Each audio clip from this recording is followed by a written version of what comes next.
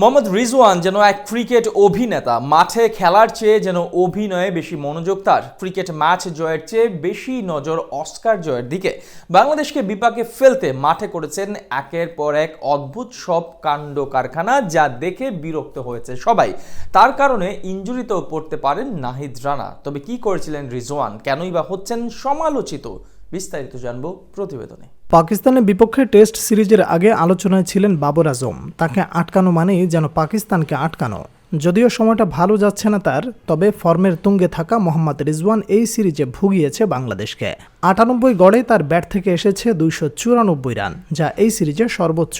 এতেই বোঝা যায় কতটা ভুগিয়েছেন তিনি। তবে মাঠের পারফরমেন্সে যতটা ভুগিয়েছেন তার চেয়ে বেশি হয়েছেন বিরক্তির কারণ। চতুর্থ দিনে ব্যাট করতে এসে যা করেছেন, তাতে তাকে এখন ক্রিকেটের সবচেয়ে বেশি অভিনেতা বলা বেশি নিরাপদ।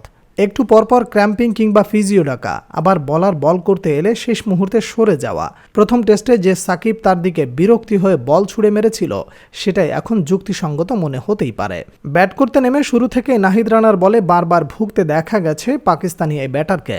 যেহেতু তিনি ঠিকমতো বোলারদের মোকাবেলা করতে পারছিলেন না, তাই নিজের চিরাচরিত সেই পুরনো কৌশল অবলম্বন করেন। একটু পরপর ফিজিও ডেকে ট্রিটমেন্ট নেন নিজেকে সুস্থ করতে। তার এই কাণ্ডে বিরক্ত হন সকলেই। হওয়াটাই স্বাভাবিক, কারণ ফিল্ডারদের ফ্লো কেড়ে নেওয়ার উদ্দেশ্যেই তো বারবার এই কাজ করেছেন তিনি।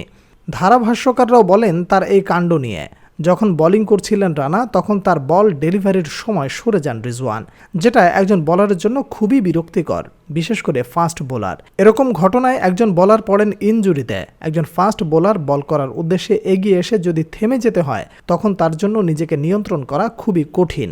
সে সময় যদি নিজেকে ঠিক রাখতে চায়, তবে বল ছুড়ে দেওয়া হচ্ছে ভালো সিদ্ধান্ত। আর যদি সে নিজেকে বল ছোড়া থেকে বিরত রাখে, তখন সম্ভাবনা থাকে ইনজুরিতে পড়ার। ভাগ্যিস তেমন কিছু হয়নি রানার জন্য। রিজওয়ানের কাণ্ডে বিপদ ঘটেনি বাংলাদেশের। তবে তার কাজে বিরক্ত ছিল সবাই, এমনকি ক্রিকবাজ তো তাদের অ্যাপে লিখেই ফেলে। আসলে রিজওয়ানের কি ট্রিটমেন্ট দরকার, নাকি অ্যাটেনশন খুঁজছে, এটাই প্রশ্ন।